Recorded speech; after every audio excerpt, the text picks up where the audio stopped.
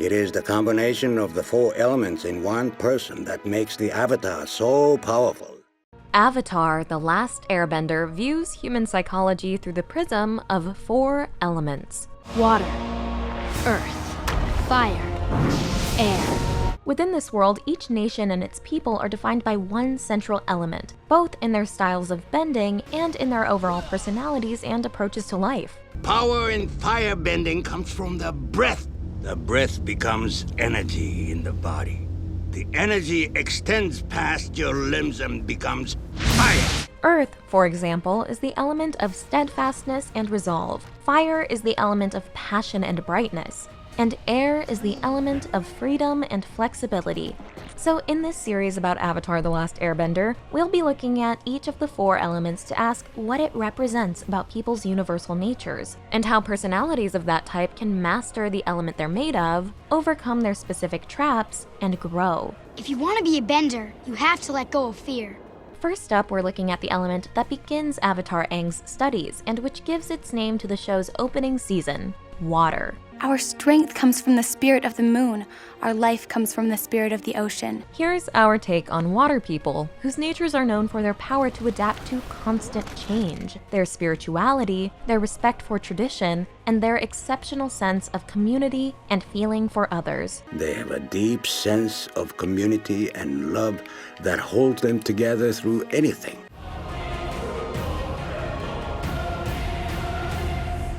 You're watching The Take. Thanks for watching, and be sure to share and subscribe. This video is really special to us because it was brought to you by a Patreon angel. As you know, viewers can support us on Patreon, and the very top tier of our Patreon membership actually allows you to select a topic for The Take to cover. So it just so happened that one of our top patrons requested a video on Avatar: The Last Airbender. And we're so thrilled that they drew our attention to this amazing, rich, wise series. A huge thank you to our fantastic Patreon angel. If you want to help select future movies or shows for us to cover, you can check out the different levels of membership on Patreon. We are so grateful for any support you can manage.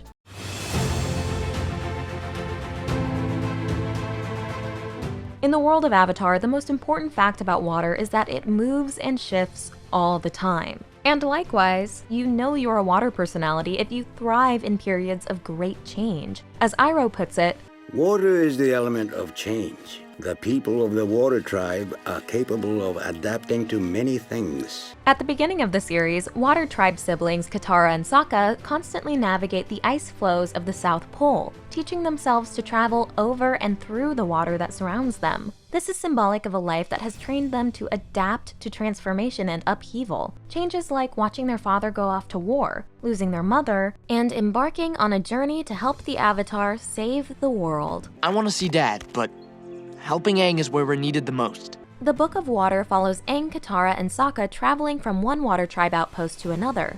If we go to the North Pole, you can master waterbending. We can learn it together. Though Aang, Katara, and Sokka spend much of their journey flying through the air on Appa's back, bodies of water are a crucial part of the trip. Rivers and waterfalls often become focal points for their battles. Even when they're traveling through the air, they're in part traveling through water. Turns out clouds are made of water. Several of the villages the travelers visit in the first season are positioned directly on the water. Put simply, water is everywhere. That means that the most successful waterbending necessitates going with the flow and using water wherever you find it. Waterbenders deal with the flow of energy. A waterbender lets their defense become their offense, turning their opponent's energy against them. Like Katara using her own sweat. What are you doing? I'm making my own water. Waterbending is about being able to respond to any possible situation. Think fast. Excellent. And our central group learns many lessons about accepting and working with the ubiquity of water. They use it to escape and to hide their trail from enemies trying to track them. Appa's fur was leaving a trail right to us. But now that he's clean, no more trail. So the flowing, adaptable bodies of water open up new possibilities, just as water person Katara helps Aang figure out creative solutions to make progress in his seemingly impossible mission. I haven't even started waterbending and we're still weeks away from the North Pole. What am I gonna do? Calm down, it's gonna be okay. If you want, I can try and teach you some of the stuff I know. Rather than being structured by unmoving points like earth or formless like air, water and the psyche of the waterbenders rest on the push and pull of the tide. The steady rhythm of the waves comes from the tidal poles of the moon. The legends say the moon was the first waterbender. Our ancestors saw how it pushed and pulled the tides and learned how to do it themselves. Waterbending is more powerful at night and at its strongest during the full moon. Can you feel the power the full moon brings? For generations, it has blessed waterbenders with its glow, allowing us to do incredible things. This implies that people with a water nature understand what's not fully visible under the sun. They have instincts about the deeper, invisible fabric of humanity and our world. The moon spirit in fact lives at the North Pole, taking on the form of a koi fish endlessly circling the intertwined spirit of the ocean. So as much as water is about shift and flowing, all this change rests on a substantial foundation underneath it, created by the harmony of the moon and ocean. We can see this underlying firmness at the core of adaptable water people too. I'm not leaving. I'm not giving up on these people. Just as water is stubborn when it finds an obstruction that must be overcome, Katara won't budge when it comes to principles she's sure of. So remember your courage, Earthbenders! Let us fight for our freedom! Water is traditionally a symbol of emotion, and water people like Katara show an exceptional ability to feel for others. My heart is so full of hope that it's making me tear-bend. To know, almost psychically, what people need, how to be there for them, and how to provide different kinds of support to various kinds of personalities. I know sometimes it hurts more to hope, and it hurts more to care. But you have to promise me that you won't stop caring. In other words, they have exceptional emotional intelligence and fellow feeling. Aang, you don't have to do this alone. It follows that water people have a strong sense of community, understanding that everyone must do their part in a collective. Some of us might fetch water, while someone else might set up the fire pit or put up the tent. Even Momo does his fair share. Water is known for its powers of healing. Water brings healing and life. Katara's ability to understand and support others takes a literal form in the healing aspect of her waterbending. Tell me where your pain feels most intense. But despite its tranquil, unthreatening reputation, Water is cool and soothing. water is also inextricably bound with its opposite, fire. Lightning, one form of fire, only comes in a storm. In fact, Iroh's lightning redirection technique is based on the movement of waterbenders. You see, the technique I am about to teach you is one I learned by studying the waterbenders. And the flip side to water's healing properties is the ability to inflict great devastation. Likewise, Katara's waterbending can reach pure directionless heights when she's angry. In these moments, Katara is like a raging river. From now on, you're on your own! Even though water has no fixed form, it also takes up space. Sometimes that means it builds up pressure. Ever since you joined us, you've been nothing but selfish and unhelpful. And if it builds up too much pressure, it is capable of exploding just as violently as unchecked fire. I'm completely calm! I can see that.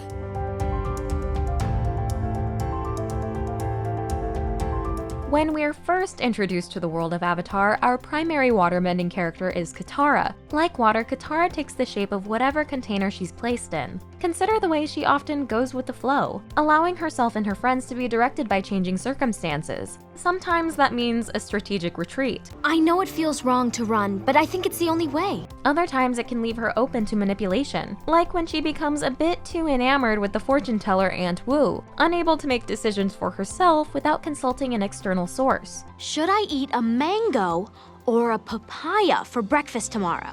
Papaya. Oh, I hate papaya.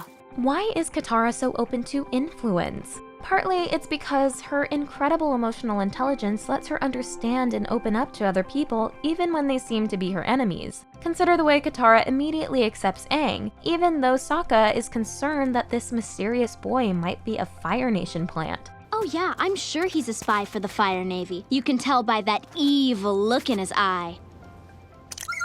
On the other hand, she also quickly falls under the spell of glamorous freedom fighter Jet, even though Sokka can see he's a cruel brute. Your boyfriend Jet's a thug.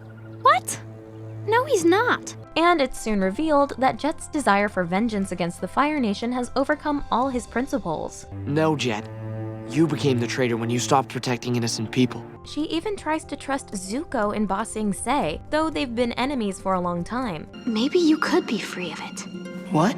I have healing abilities. But for all her open-mindedness toward people and tactics, Katara is iron-willed when it comes to her values and beliefs, and this is part of her strength. This is not the right way. There's a right way to do this. Practice, study, and discipline. When she meets another waterbending master, the elderly Hama, this former prisoner of the Fire Nation shares certain essential water qualities with Katara.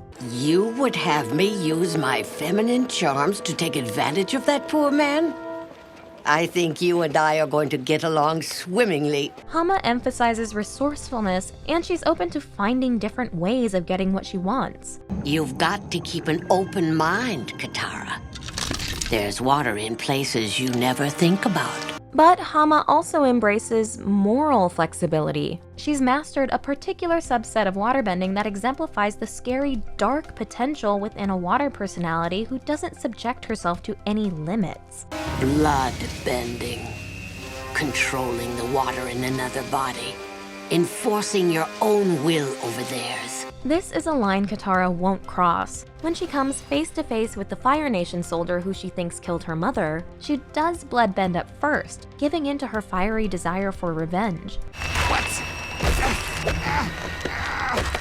happening to me? But when she finds the actual killer, a sad, pathetic old man living with his mother, she can't bring herself to do it precisely because she understands him. I always wondered what kind of person could do such a thing. But now that I see you, I think I understand. There's just nothing inside you. Nothing at all. By the end of the series, Katara's non-violent waterbending allows her to act decisively in a fight, trapping Azula and rendering her harmless without resorting to outright violence, a level of strategic thinking that shows how far she's come. The other Water Tribe member we get to know best is Sokka, who starts out as something of a joke. Wait, how is Sokka a genius? Did the definition of genius change in the last 100 years? But he allows himself to be shaped by and learn from the many experiences he has with Aang and his sister. And just as his tribe's ice dodging ritual requires water warriors to move swiftly around perilous obstacles, in our village it was done by weaving a boat through a field of icebergs. Sokka's resourcefulness and tactical thinking allow him to navigate a huge range of dilemmas. Firebenders lose their bending during a solar eclipse! While he can't bend water, Sokka bends himself to fit the situation. Ta-da! Fake firebending. He mimics his home element as he figures out how to use the tools in front of him and takes on the shape of his containers and their challenges. It's like she takes you down from the inside. Oh, oh, oh, oh, oh! That's how we're gonna take down the drill. The same way Ty Lee took down all these big earthbenders. Since Sokka's adaptability isn't a flashy power like bending, for a long while he continues to be underestimated. 3 on 3. Actually, Toph, there's 4 of us. Oh, I'm sorry. I didn't count you. Okay, 3 on 3 plus Sokka. But over time he grows into a supremely useful, brave, and intelligent warrior of the Water Tribe. By the end of the series, Sokka leads an expedition to a Fire Nation prison in order to free his father. So, do you have a plan? Sokka also spearheads a previously unthinkable plan to use a Fire Nation airship in order to take down the rest of the Fire Nation fleet. Airship slice! Sokka exemplifies how the Water Tribe people are consummate problem solvers. For Sokka, the mark of the wise, the same mark your father earned. For Katara, the mark of the brave. Your courage inspires us.